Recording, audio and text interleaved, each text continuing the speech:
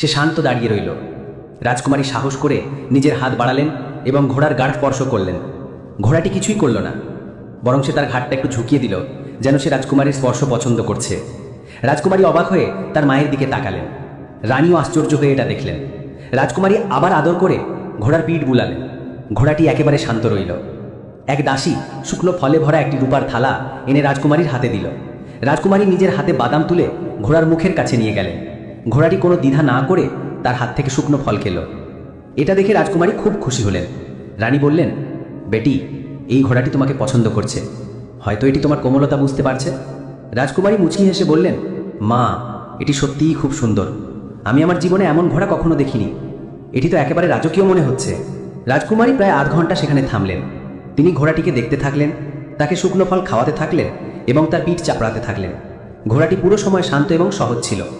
রাজকুমারীর মনে একটি চিন্তা এলো। তিনি ভাবলেন, এই ঘোড়াটি তো খুব নিরীহ এবং শান্ত মনে হচ্ছে। বাবা বলেছিলেন যে এটি কাউকে তার পিঠে বসতে দেয় না, কিন্তু দেখতে তো একদমও বিপজ্জনক মনে হচ্ছে না।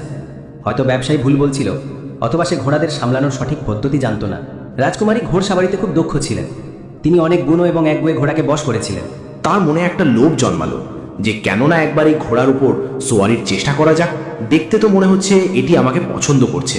যদি এটি আমাকে ফেলেও দেয়, তবে বেশি হলে আমি মাটিতে পড়ে যাব, আমি আঘাত পেতে পারি। কিন্তু আমি এত দুর্বলও নই, আর আমার এত অভিজ্ঞতা আছে যে আমি নিজেকে সামলে নিতে পারবো।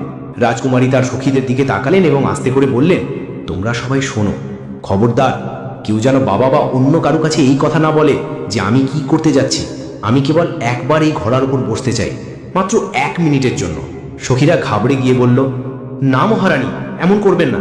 রাজা মানা করেছেন, যদি কিছু হয়ে যায় তবে খুব খারাপ হবে। কিন্তু রাজকুমারী তাদের কথা শুনলেন না। তার স্বভাব ছিল খুব জেদি, এবং একবার তিনি কিছু ঠান করলে সেটা করেই ছাড়তেন। তিনি বললেন, তোমরা অকারণে ভয় পাচ্ছ। দেখো, এই ঘোড়াটি কত শান্ত, আমার কাছে একটুও বিপজ্জনক মনে হচ্ছে না।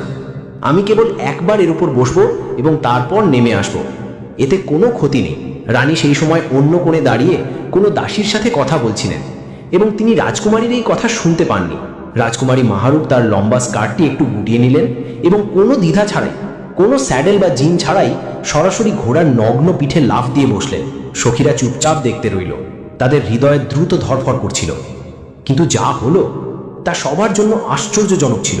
ঘোড়াটি একেবারে শান্ত দাঁড়িয়ে রইল। সে কোনো নড়াচড়া করল না। সে লাথিও মারল না, লাফানোর চেষ্টাও করল না। সে শুধু ঘাড় নিচু করে দাঁড়িয়ে রইল, যেন সে রাজকুমারীর ওজন স্বীকার করে নিচ্ছে।